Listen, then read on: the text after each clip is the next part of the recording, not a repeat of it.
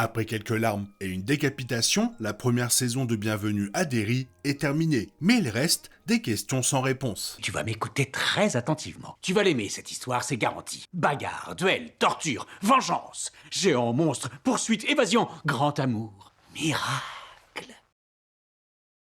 Ça, Bienvenue à Derry s'est achevé il y a presque un mois, sur un final qui a certes répondu à certaines questions importantes, comme Marge étant la mère de Richie, mais en a laissé beaucoup d'autres en suspens. Du destin de Lily à l'avenir incertain de Ronnie après Derry, la série laisse délibérément des arcs narratifs clés en suspens. Des visages familiers comme celui de Leroy Hanlon soulèvent des interrogations encore plus profondes comparées à son homologue des films, tandis que la violence étrangement sélective de Gripsou et les règles incohérentes de la saga concernant l'amnésie ne font qu'épaissir le mystère. Ajoutez à cela des choses inexpliquées, des indices inquiétants sur l'avenir et des intrigues émotionnelles persistantes, il est clair que ce préquel n'a pas fini de hanter les fans. En attendant des nouvelles officielles concernant le renouvellement de la série pour une saison 2, revenons sur certains des plus grands mystères laissés en suspens par le final et pour la suite des événements.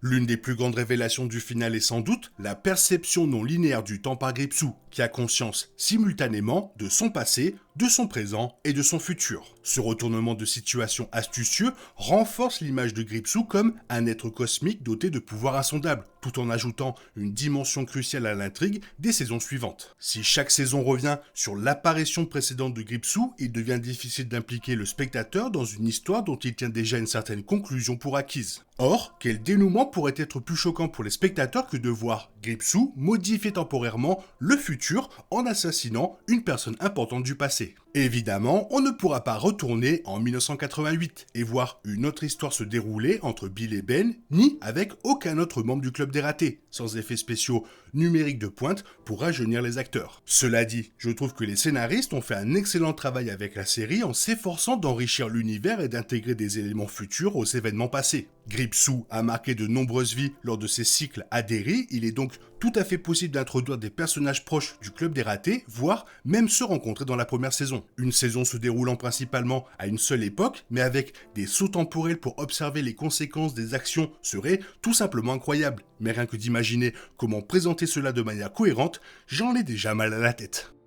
Dans la fiction, il n'existe pas de fille plus dévouée que Ingrid Kirsch. Fille de Bob Gray, l'humain à avoir endossé le costume de Gripsou, Ingrid s'est jurée de suivre les traces de son père, quoi qu'il fasse. On la découvre d'abord comme une amie pour Lily à l'asile de Juniper Hill, mais on apprend ensuite qu'elle est non seulement liée à celui qu'elle croit être son père, mais aussi complice de ses meurtres. L'actrice était magistrale dans ce rôle, oscillant avec brio entre réconfort et horreur, et capturant ainsi l'essence même des méchants les plus mémorables de Stephen King. Il est acquis que Ingrid sera présente dans chaque saison, étant le seul personnage, outre Gripsou, à exister à toutes les époques que la série prévoit d'explorer. Mais la question est, quelle place occupera son rôle? Nous l'avons déjà aperçu à l'époque actuelle grâce à un caméo brillant et astucieux dans les dernières minutes du final, liant Ingrid à un moment décisif pour la jeune Beverly Marsh. Nous l'avons également entrevu dans le passé lors d'une élégante réunion en noir et blanc entre père et fille dans l'épisode 6, alors que Ingrid était une jeune femme travaillant à l'asile de Juniper Hill. Tout porte à croire que d'autres interactions sont à venir. Un plan semble se dessiner pour les saisons futures et on espère que Ingrid y jouera un rôle central, car sa vision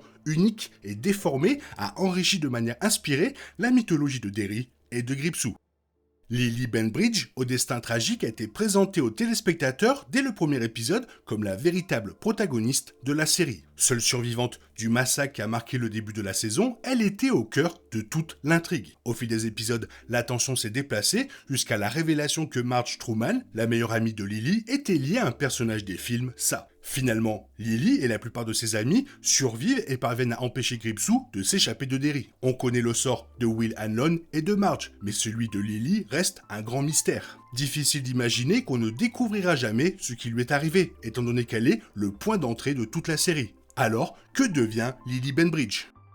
Sur la même idée, le dernier épisode voit Ronnie et son père Hank Krogan, accusés à tort, quitter Derry pour commencer une nouvelle vie loin des persécutions, après un tendre baiser d'adieu à Will. Ce dernier promet d'écrire régulièrement à Ronnie dans l'espoir qu'elle se souvienne de lui et de leur séjour à Derry, malgré la mystérieuse amnésie sélective qui semble frapper quiconque qui quitte la ville. Comme le montrent les films, Will grandit et épouse une autre femme. Leur histoire d'amour d'enfance n'a donc visiblement pas survécu. Il est néanmoins étrange que la série laisse leur communication en suspens si l'on ne doit pas revoir Ronnie par la suite. Ou pourquoi pas avoir la confirmation que Ronnie et Hank ont mené une vie heureuse et paisible après le chaos qu'ils ont vécu à Derry.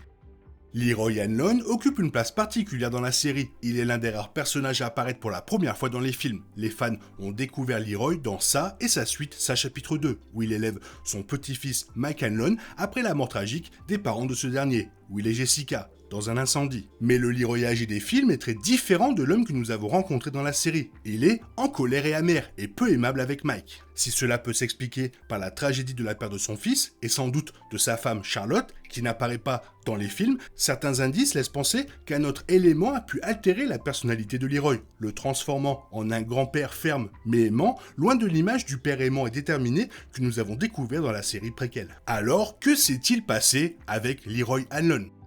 De nombreuses théories circulent sur les réseaux quant à l'identité de cette jeune femme, mais la série elle-même ne l'évoque jamais. Son sourire inquiétant laisse penser qu'elle est une incarnation de ça. Mais pourquoi ? Qui est-elle censée tourmenter ? A-t-il choisi une femme au hasard ? Et surtout, sera-t-elle présente dans la seconde saison ? Aura-t-elle une importance ?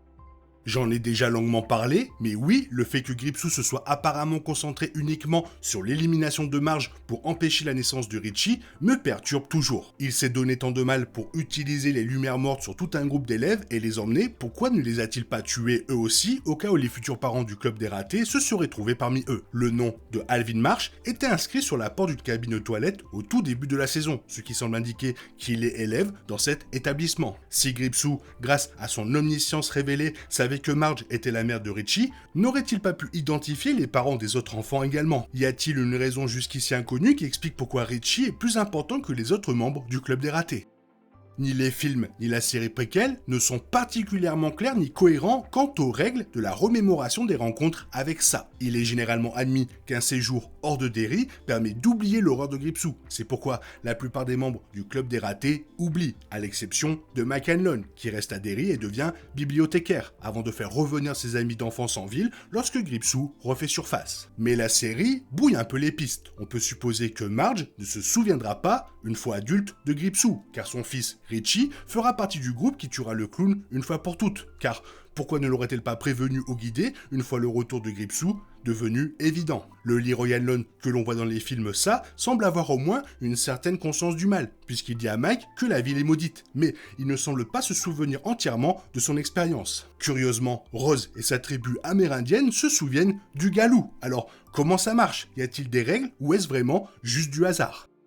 Introduire de nouveaux personnages dans un univers déjà bien établi, comme celui de Derry, est une tâche ardue, surtout lorsqu'il existe un lien fort avec le club des ratés d'origine. Pourtant, la série a su offrir aux spectateurs une nouvelle génération de héros adolescents attachants, dont certains, à l'instar de Rich, ont provoqué une vive émotion lors de leur mort. À la fin de la saison, Gripsou était temporairement vaincu. Les survivants faisaient la paix autant que cela était possible, et l'avenir semblait prometteur pour les décennies à venir. Mais cela signifie-t-il pour autant que nous avons fini avec nos nouveaux amis de 1962 ? Il semble fort probable que les histoires de la promotion de 1962 soient terminées, avec une légère possibilité de brève apparition dans un flash-forward. Mais même cela reste improbable. Si la saison 2 nous transporte 27 ans dans le passé, l'histoire développera sans aucun doute les quelques moments déjà aperçus et étoffera davantage la mythologie entourant Gripsou et les artefacts qui le retiennent prisonnier à Derry. Cependant, si Gripsou tente de modifier le futur en éliminant des figures clés du passé, l'existence de réalités alternatives reste envisageable.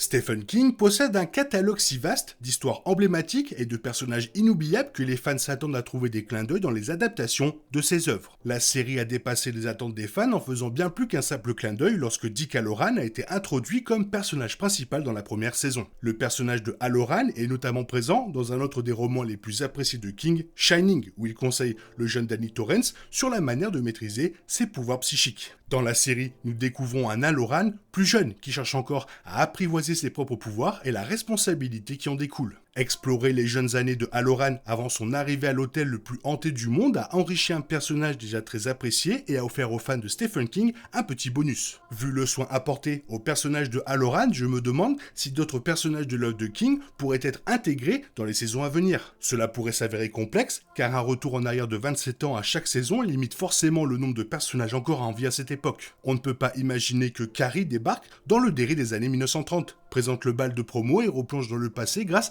à sa machine à remonter le temps. Si de futurs crossovers voient le jour, les fans seraient ravis de les découvrir, même sans machine à voyager dans le temps.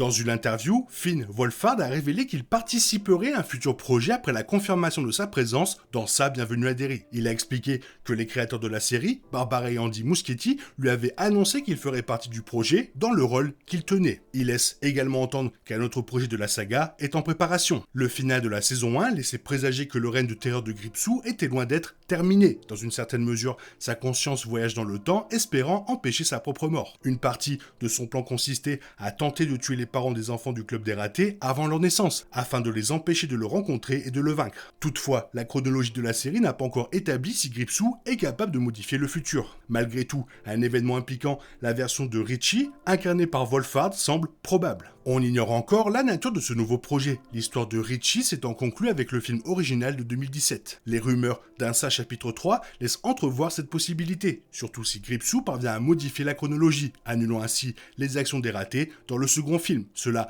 justifierait également le retour de Wolfhard dans un nouveau film de la saga. Pour l'instant, le seul projet confirmé en développement est la série. Toutefois, à l'heure où sort cette vidéo, la saison 2 n'a pas encore été officiellement annoncée. Avec cette seconde saison, une autre saison est prévue, chacune voyant Gripsou remonter le temps de 27 ans pour tenter d'empêcher sa mort. C'est peut-être là que Wolfhard interviendra avec une présence physique à l'instar de Sophia Lillis dans le rôle de Beverly March lors du final de la saison 1. Rien n'étant encore confirmé, il semble que son retour dans ça devra patienter encore un peu. Donc, la question se pose, pourquoi Finn Wolfhard va revenir dans la saga Hit ? Et comment ? Il y a quand même pas mal d'interrogations sur la saga Ça. Que va-t-il se passer ? Quelle est l'idée des Muschietti ? On va le savoir dans les prochaines années. Toi, qu'est-ce que tu aimerais voir ? Fais-le moi savoir dans la zone commentaire. Et sinon, comme d'habitude, bisous bisous, bye bye. T'es toujours là, toi? C'est fini. Rentre chez toi. Allez, dehors. Naï, naï, naï.